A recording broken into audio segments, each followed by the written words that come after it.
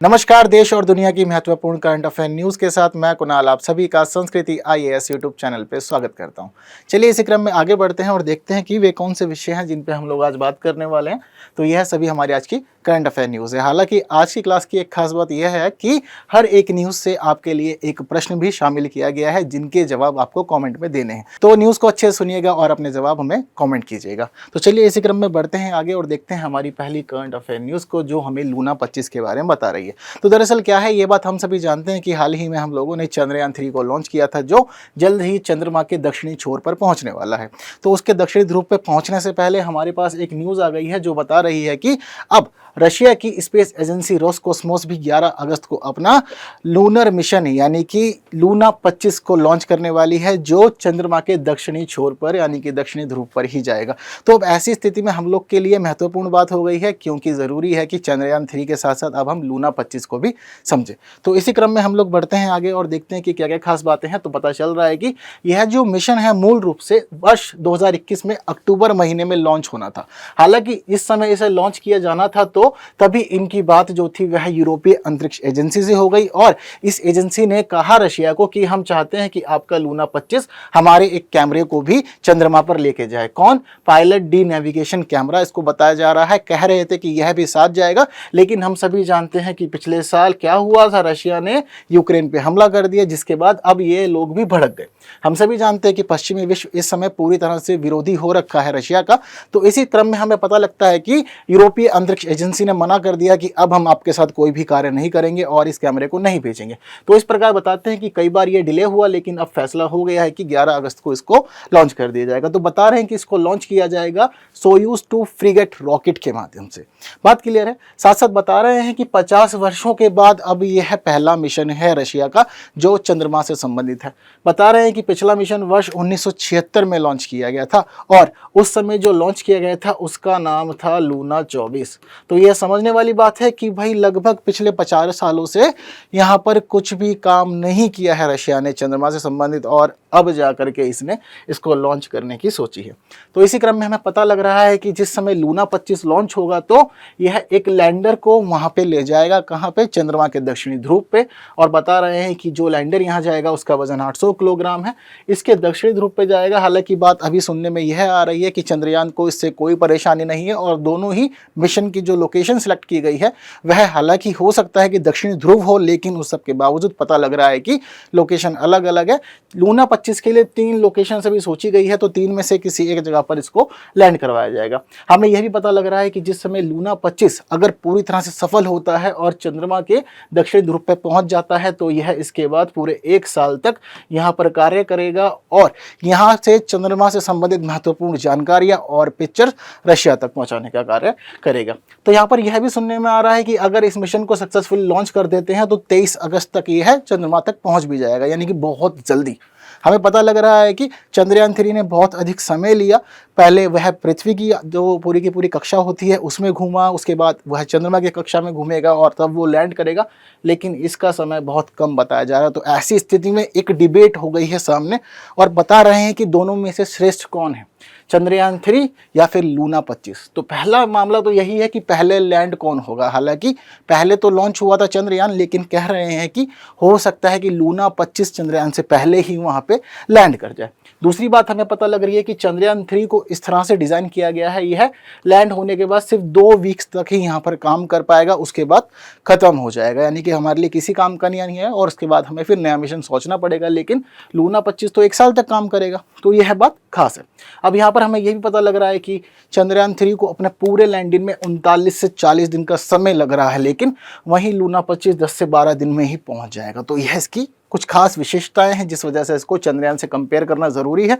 और कैसा भी प्रश्न यहाँ से पूछा जा सकता है। हालांकि जो प्रश्न हम लोगों ने आपके लिए फिलहाल सिलेक्ट किया है वो आप लोग की स्क्रीन पर है। तो फिलहाल आप लोग को यह काम करना है कि अपनी स्क्रीन को पॉज कर लीजिए और मुझे इस क्वेश्चन का आंसर कमेंट बॉक्स में जाकर के जल्दी से बता दीजिए, ठीक है। और यह काम आप लोग को अभी करना है क्योंकि आप लोगों ने अभी जस्ट न्यूज़ सुनी है, तो आपके ब्रेन में ही फ्रेश है, तो अभी आप जवाब देंगे तो अच्छा रहेगा। अब हम लोग बढ़ते हैं हमारी दूसरी न्यूज़ की तरफ, जो हमें बता रही है आदिचनलूर के बारे में। तो यह एक महत्वपूर्ण स्थल है तमिलनाडु का, बता रहे हैं कि अब यहाँ पर एक महत्वपूर्ण कार्य हुआ है। कह रहे हैं कि केंद्रीय वित्त मंत्री निर्मला सीतारमण यहाँ गई और उन्होंने यहाँ पर जाने के बाद में आदिचनलूर पुरातात्विक स्थल पर प्रतिष्ठित संग्रहालय बनाने के लिए अब शिलान्यास कर दिया है, इसकी आधारशिला रख दिया। तो एक महत्वपूर्ण संग्रहालय अब यहाँ पर बनने जा रहा है जो भारत के और तमिलनाडु के इतिहास से संबंधित है और सभी लोगों के लिए महत्वपूर्ण धरोहर है।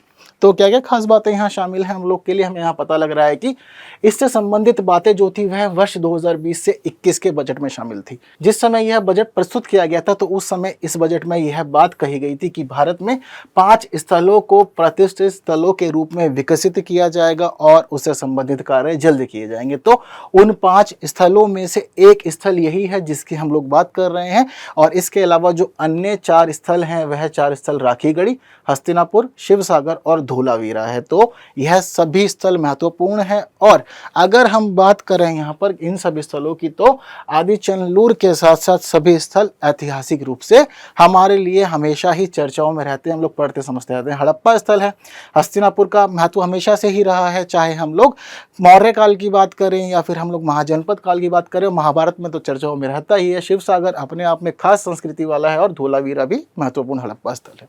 ठीक है, तो आगे हमें क्या क्या बातें पता लग रही हैं कि फिलहाल यहाँ पर सरकार ने कई महत्वपूर्ण निर्णय लिए हैं इस पूरे के पूरे स्थल को विकसित करने के लिए, क्योंकि यहाँ पर महत्वपूर्ण सोर्सेज मिले हैं। तो सरकार ने चाहा है कि भाई आदिचनलूर पर जो संग्रहालय विकसित होगा उस संग्रहालय के लिए हम जो भी महत्वपूर्ण अवशेष ला सकते हैं उन अवशेषों को अब हम विदेशों से भी लाएंगे।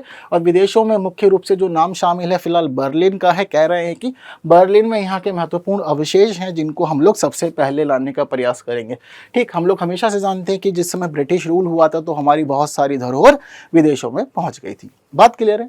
कुछ बातें अगर हम लोग जानना चाहें आदिचनलूर से संबंधित तो पता लग रहा है कि कहां पर है, तमिलनाडु के थुथुकुडी जिले में महत्वपूर्ण स्थल है। कैसा प्राचीन स्थल है और इसको लोह युगीन स्थल के रूप में जाना जाता है। कब्रिस्तान मतलब ऐसा स्थल जहां पर चीजें दफन हो गई थी इस काल की, इस सभ्यता की। ठीक है, आगे हमें यहाँ पर पता लग रहा है कि यह स्थल तमीराबरानी, ठीक, यह एक नदी का नाम है। आप लोग इससे को याद कर लीजिएगा क्योंकि एग्जाम में पूछा जा सकता है। तो बता रहे हैं कि यह जो स्थल है यह तमीराबरानी नदी के निकट है। हम लोगों ने इतिहास में पढ़ा है, जाना है, समझा है कि प्राचीन सभ्यताएं सामान्य रूप से नदियों के आसपास ही विकसित होती थी, क्योंकि उनके पास तो अच्छे तंत्र नहीं थे, उपकरण नहीं थे, व्यवस्था नहीं थी। तो नदियों के पास रह करके वो वहाँ से पानी प्राप्त करते थे और पशुपालन विकसित हुआ तो उनके पशुओं को भी वहाँ पे आसानी से जल मिल जाया करता था। तो यह नदी इस क्रम में अधिक महत्वपूर्ण है। तो हमें पता लग रही हैं कुछ खास बातें इस संग्रहालय से संबंधित। तो बता रहे हैं कि यहाँ पर जब खोज हुई तो यहाँ पर 467 ईसा पूर्व की विभिन्न वस्तुएं मिली और बताते हैं कि ये जो वस्तुएं हैं 467 ईसा पूर्व से 665 ईसा पूर्व की संस्कृति सभ्यता को बताती हैं। आगे हमें पता लगा कि यहाँ से जो चीज़ें मिली हैं उनमें मोटे मोटे अनाजों के और दान के अलग अलग खदान मिले हैं। सिर्फ इतना ही नहीं, बताते हैं कि यहाँ से कलश मिले हैं, धातु के अलग अलग उत्पाद मिले हैं, कांसे के उत्पाद मिले हैं और बताते हैं कि सोने का एक मुकुट भी यहाँ से उत्खनन के दौरान प्राप्त हुआ है। इसके अलावा हमें यहाँ पर यह भी पता लग रहा है कि यह जो पूरा संग्रहालय है यह इन सिटू संग्रहालय होगा, यानी कि सभी चीज़ें इसके अंदर संरक्षित की जाएगी और उनको संरक्षण करते हुए प्रदर्शनी के रूप में जनता के लिए खुला रखा जाएगा। ठीक है, तो साथ साथ यहाँ पर केवल ये स्थल ही नहीं बल्कि बता रहे हैं कि जितने भी महत्वपूर्ण स्थल थे तमीराबरानी घाटी से संबंधित, जैसे हम लोग सिंधु घाटी के स्थल पढ़ते हैं ना कि कौन कौन से स्थल थे, ठीक उसी प्रकार तमीराबरानी घाटी संस्कृति में जो जो स्थल शामिल थे उन सभी स्थलों को इस संग्रहालय में दर्शाने का कार्य किया जाएगा, जो मुख्य रूप से लोह युग की संस्कृति को दर्शाएगा जो दक्षिण भारत की थी।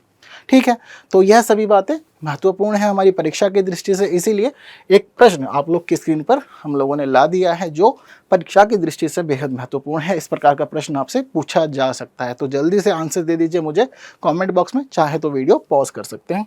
हम लोग बढ़ जाते हैं हमारी अगली न्यूज़ की तरफ जो हमें बता रही है हवाना सिंड्रोम के बारे में। तो यह फिर एक बार चर्चाओं में आ गया, जर्नली है, चर्चाएं इसके ऊपर बनी रहती है। तो बता रहे हैं कि कर्नाटक में मामला चला था जहां पर बोला गया कि केंद्र सरकार हवाना सिंड्रोम के ऊपर एक्शन ले और उसको रोकने का प्रयास करे।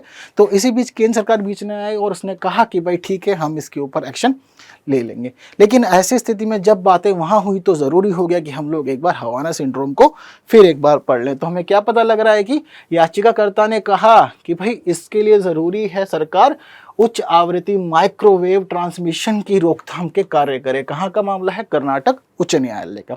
ठीक है, तो जो ये हवाना सिंड्रोम है दरअसल क्या होता है, साउंड वेव्स की तरह हमारे आसपास सर्कुलेट होता है, जो हमारी बॉडी को, हमारे ब्रेन को प्रभावित करता है। इसीलिए इसको उच्च आवृत्ति माइक्रोवेव ट्रांसमिशन या फिर हाई फ्रीक्वेंसी माइक्रोवेव ट्रांसमिशन के रूप में जाना जाता है। तो हमें इससे संबंधित बातों में पता लग रहा है कि भारत में इसका पहला मामला 2021 में देखा गया था। हालांकि इसका जो पहला मामला विश्व में आया था वह 2016 में आया था। ठीक है, तो हमें बता रहे हैं कि यह मामला भारत में आया था एक अमेरिकी खुफिया अधिकारी की तरफ से।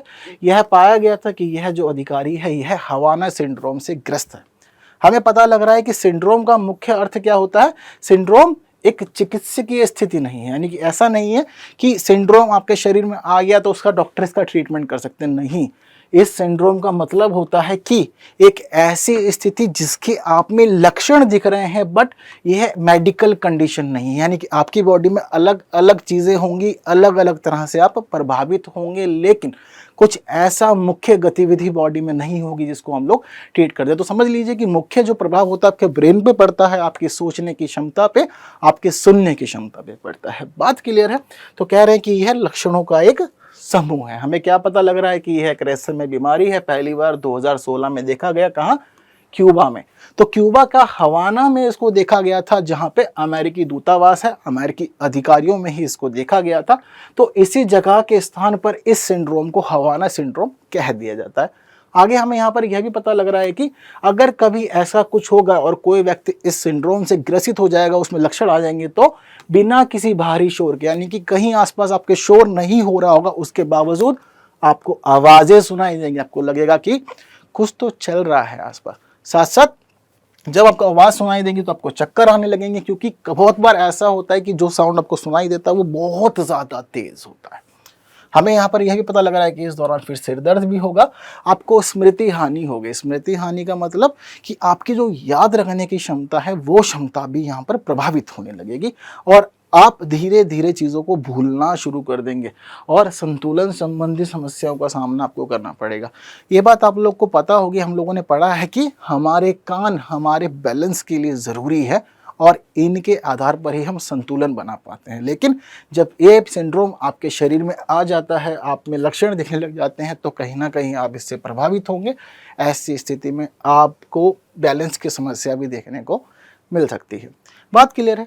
आगे बता रहे हैं कि इसका प्रमुख कारण, ऐसा बहुत सारी रिपोर्टें मानती हैं, तो रिपोर्टों में बताया गया है कि इसका जो प्रमुख कारण है वह स्पंदित रेडियो फ्रिक्वेंसी ऊर्जा या फिर निर्देशित माइक्रोवेव विकिरण है। ऐसा कई रिपोर्ट मानती हैं। हालांकि बहुत सारी स्टडीज ऐसी अलग भी हुई हैं जिन्होंने यह माना है कि यह कोई बीमारी है, सिंड्रोम नहीं है। वो कहते हैं कि यह एक मनोवैज्ञानिक बीमारी, यानी कि एक साइकोलॉजिकल प्रॉब्लम है। आपको लगता है कि कुछ है बट कुछ नहीं है, तो वह लोग इसको साइकोलॉजिकल बीमारी का नाम देते हैं। ठीक है, तो महत्वपूर्ण बातें जो भी हवाना सिंड्रोम से संबंधित थी और भारत में जो भी कार्य हुए हैं, जिस वजह से चर्चाओं में आया है मामला, मैंने आप लोग को अच्छे से बता दिया है। तो उम्मीद करता हूँ कि विषय आपको क्लियर हो गया होगा। लेकिन अब यहाँ पर ज़रूरी है कि आप लोग इस प्रश्न का जवाब मुझे कमेंट बॉक्स में बता दें। बात क्लियर है? तो अब बढ़ जाते हैं हम लोग हमारी अगली न्यूज़ की तरफ, जो हमें बता रही है स्वाति MK2 रडार के बारे में। तो हमें यहाँ पर क्या पता लग रहा है कि हाल ही में भारतीय सेना ने स्वदेशी रूप से विकसित हथियार लोकेटिंग रडार, जिसको स्वाति MK2 के रूप में जाना जाता है, इसको शामिल कर लिया है सेना में। तो महत्वपूर्ण खबर है। तो अब ज़रूरी है कि हम लोग जान लें कि स्वाति MK2 रडार दरअसल है क्या। तो हमें यहाँ पर पता लग रहा है इससे संबंधित बातों में कि भाई इसको विशेष रूप से डिज़ाइन किया गया है पहाड़ी और ऊंचाई वाले क्षेत्रों के लिए। ठीक है, अगर हम इससे संबंधित स्थिति को समझते हैं तो हमें पता लगता है कि दरअसल ये जो स्वाति MK2 रडार है यह 2 संस्करणों में पाया जाता है। इसका एक संस्करण मैदानी क्षेत्र में काम करता है, दूसरा पर्वतीय क्षेत्र में काम करता है। तो अभी जो नई न्यूज़ हम लोग के लिए चर्चा में आई है वो मुख्य रूप से पहाड़ी और ऊंचाई वाले क्षेत्रों के लिए आई है। बता रहे हैं कि इस क्षेत्र के लिए जो रडार विकसित किया गया था उसको शामिल किया गया सेना में। बता रहे हैं कि इसको विकास करने का कार्य भारत इलेक्ट्रॉनिक्स लिमिटेड के द्वारा किया गया था, जिसके बाद यह पूरी तरह सक्सेसफुल रहा और अब सेना ने स्वीकार लिया। बता रहे हैं कि यह अधिक कॉम्पैक्ट और मोबाइल संस्करण है। यदि आप लोग कभी भी टेक्नोलॉजी के मामले में कॉम्पैक्ट और मोबाइल संस्करण को सुने तो ये बात आप लोग को ध्यान रखनी है कि ये एक्चुअल में एक ऐसा डिवाइस है जिसको हम लोग ट्रांसपोर्ट कर सकते हैं अपने साथ ईजिली। ठीक है, क्योंकि हम लोग मोबाइल को कैसे रखते हैं, अपना इजीली ट्रैवल करवाते हैं ना साथ में उसको, और हमें कोई फ़र्क भी नहीं पड़ता। हालांकि अधिकांश समय आजकल हम उसी के साथ बिता रहे हैं। तो ठीक उसी प्रकार पता लग रहा है कि मोबाइल संस्करण यानी कि ईजी टू कैरी है। ये बता रहे हैं कि यह ऐसा डिवाइस है, ऐसा रडार है जो पहाड़ी क्षेत्रों में मोर्टार, गोले, रॉकेट इन सभी को ट्रैक कर सकता है। साथ साथ यहाँ पे जो भी हथियार होंगे उन हथियार को ट्रैक करने में यह पूरी तरह से सक्षम होता है। तो इसीलिए इसको लिया गया है ताकि भारतीय सेना को मदद हो, और जब कभी भी वह किसी भी मिशन पर हो, ऐसी स्थिति में आसपास का उनको पूरा जायजा मिल जाए, पूरा का पूरा अनुमान मिल जाए, पता लग जाए कि कहाँ पर क्या क्या छुपा हुआ है। बात क्लियर है सभी? तो बता रहे हैं कि यह ट्रैकिंग में उन्नत सिग्नल प्रोसेसिंग तकनीकों का प्रयोग करता है, जिसके वजह से हमारी सेना को अब बहुत अधिक मदद होने वाली है। बात क्लियर है?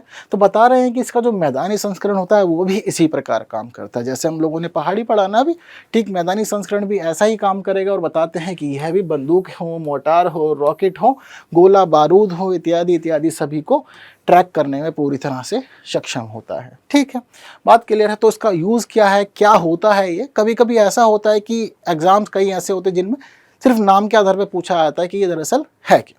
तो ऐसा हो सकता है कि आपसे पूछ ले स्वाति रडार क्या है, या स्वाति एक्चुअल में है क्या सेना में, तो आप लोग इजीली अब बता पाएंगे। लेकिन हम लोग यूपीएससी की तैयारी कर रहे हैं, तो यूपीएससी में किस प्रकार से प्रश्न पूछा जा सकता है ये आप लोग की स्क्रीन पर है, जिसका आप लोग को अभी के अभी जवाब देना है कॉमेंट बॉक्स में। बात क्लियर है? तो मुझे जल्दी से क्वेश्चन को पॉज कर लीजिए, सुन लीजिए, और उसके बाद में तुरंत मुझे कॉमेंट कर लीजिए। ठीक है, तो आगे हम लोग बात कर लेते हैं सुब्रमण्यम भारती की। चर्चाओं में क्यों है? क्योंकि अभी भारत की राष्ट्रपति द्रौपदी मुर्मू चेन्नई गई, और चेन्नई के ये राजभवन में गई। तो इन्होंने यहाँ पर क्या किया? दो काम किए। पहला काम तो यह हुआ कि इन्होंने राजभवन के अंदर सुब्रमण्यम भारती की एक तस्वीर जो थी उसका अनावरण किया। ठीक है, तो तस्वीर लगा दी गई है अब यहाँ पर। दूसरी बात ये हुई कि यहाँ पर एक पट्टिका थी जिस पर बातें लिखी हुई थी, और उसमें बताया गया था कि अब यह जो चेन्नई का राजभवन है, इसका दरबार हॉल जो है उसको एक खास व्यक्ति से जोड़ दिया गया है, जो व्यक्ति सुब्रमण्यम भारती ही हैं। तो बता रहे हैं कि चित्र का अनावरण किया, साथ साथ इसका जो दरबार हॉल है उसका नाम बदल दिया गया है, और उसको नाम दिया है अब भारतीयार मंडपम। ठीक है, तो दो बातें आप लोग की स्क्रीन पर हैं, और इसलिए ज़रूरी हो गया कि हम लोग ये जान लें कि सुब्रमण्यम भारती दरअसल थे कौन, और क्यों इतना महत्व दिया गया है, और चेन्नई के राजभवन के दरबार हॉल को इनके नाम से जोड़ दिया गया है। तो हम लोग आगे बढ़ते हैं, हमें पता लग रही है इनसे संबंधित कुछ बातें, जैसे कि इनका जन्म कहाँ हुआ है? तमिलनाडु के तिरुनेलवेली में हुआ था, जिसको वर्तमान में थुथुकुडी के रूप में जाना जाता है। ठीक है, तो बताते हैं कि यहाँ जो जगह थी उसका नाम था एट्टायपुरम। बता रहे हैं कि इनका बचपन का नाम चिन्नास्वामी सुब्रमण्यम हुआ करता था। हालांकि बाद में इनके प्रतिभा और ज्ञान से प्रभावित होकर जो यहाँ के प्रांतीय शासक थे उन्होंने इन्हें भारती नाम दिया था। बात क्लियर है? तो उसके बाद से यह सुब्रमण्यम भारती हो गए। ठीक है, तो चिन्नास्वामी नाम उसके बाद थोड़ा सा दब गया और सुब्रमण्यम भारती के रूप में इनको जाना जाने लगा। हालांकि बाद में क्या हुआ, जब यह कवि के रूप में प्रसिद्ध हुए, लोग दूर दराज के क्षेत्रों से इनसे मिलने आते थे और इनकी रचनाओं को देखते पढ़ते थे, तो ऐसी स्थिति में इनको फिर जनसामान्य में महाकवि भरतियार के रूप में जाना जाने लगा, और आज हम इनको इसी नाम से जानते हैं। पता लगता है कि इनको अनेक भाषाओं का ज्ञान था, जिनमें तमिल, संस्कृत, हिंदी, तेलुगु, हिंदी, फ्रेंच और अरबी भाषा शामिल थी। तो अलग अलग भाषाओं को इनका ज्ञान था। और साथ साथ ये बताते हैं कि इनकी जो प्रमुख रचनाएं हैं उनमें स्वदेशी गीतांगल और जन्मभूमि शामिल है। स्वदेशी गीतांगल मतलब स्वदेश के गीत। ठीक है, इसके अलावा कई और भी महत्वपूर्ण रचनाएं हैं इनकी, जिनको नाम दिया गया है स्वदेश मित्रम, चक्रवर्तिनी, इंडिया, सूर्योदयम, कर्मयोगी आदि आदि। साथ साथ तमिल पत्रों और बाल भारत। ठीक है, यह एक अंग्रेजी साप्ताहिक था, तो यहाँ पर इन्होंने संपादन का कार्य भी किया था अपने जीवन काल में। ठीक है, तो बताते हैं कि इन्होंने अपने जीवन में इतने सारे कार्य किए और इतनी सारी बातें इन्होंने लिख दी, जिस वजह से पता लगता है कि गद्य और पद्य में इन्होंने लगभग 4000 से ज़्यादा रचनाएं कर दी हैं। बात क्लियर है? आगे हमें ये भी पता लगता है कि जिस समय ये भारतीय स्वतंत्रता आंदोलन से जुड़े, तो इन्होंने स्वतंत्रता आंदोलन में शामिल होते हुए गरम दल के नेताओं का समर्थन दिया था, ना कि नरम दल के नेताओं को। बात क्लियर है? तो कई बार इस प्रकार के प्रश्न पूछे जाते रहे, तो आप लोग को पता होना चाहिए। हालांकि हाल ही में तमिलनाडु सरकार ने एक नया इनिशिएटिव लिया है, और जो नया इनिशिएटिव लिया उन्होंने कहा है कि हम अपने राज्य में महाकवि दिवस मनाएंगे। कब मना रहे हैं? कह रहे हैं कि 11 सितंबर के दिन, जिस समय सुब्रमण्यम भारती जी का देहांत हुआ था, पुण्यतिथि मनाई जाती है उनकी, तो इनकी पुण्यतिथि के दिन ही हम लोग महाकवि दिवस अपने राज्य में मनाएंगे। यह इन्होंने हाल ही में एक नया इनिशिएटिव लिया है। तो महत्वपूर्ण न्यूज़ है यह सुब्रमण्यम भारती से संबंधित, और सभी बातें ज़रूरी हैं कि आप लोग को पता हो, क्योंकि व्यक्तित्व से संबंधित बातें अमूमन पूछी जाती हैं। लेकिन अब यहाँ पे ज़रूरी हो गया कि आप एक प्रश्न का जवाब दें। यह प्रश्न आप लोग की स्क्रीन पर है, तो जल्दी से वीडियो पॉज करके मुझे जवाब दे दीजिए। ठीक है, तो इसी क्रम में हम लोग बढ़ जाते हैं हमारी अगली न्यूज़ की तरफ, जो हमें बता रही है भारत नेट के बारे में। चर्चाओं में क्यों? क्योंकि पता लग रहा है कि केंद्रीय मंत्रिमंडल ने हाल ही में एक अमाउंट कहा है कि हम इसको देंगे परियोजना को। कितना अमाउंट है? 1.39 लाख करोड़ रुपए, एक बड़ी राशि है। कह रहे हैं कि इसके अगले चरण का काम अब आगे बढ़ा देंगे। तो इसलिए ज़रूरी है कि कुछ बातें भारत नेट से संबंधित हम लोग कर ले। तो हमें क्या पता लग रहा है यहाँ पर कि भारत नेट जो है यह भारत ब्रॉडबैंड नेटवर्क लिमिटेड द्वारा कार्यान्वित किया जा रहा है।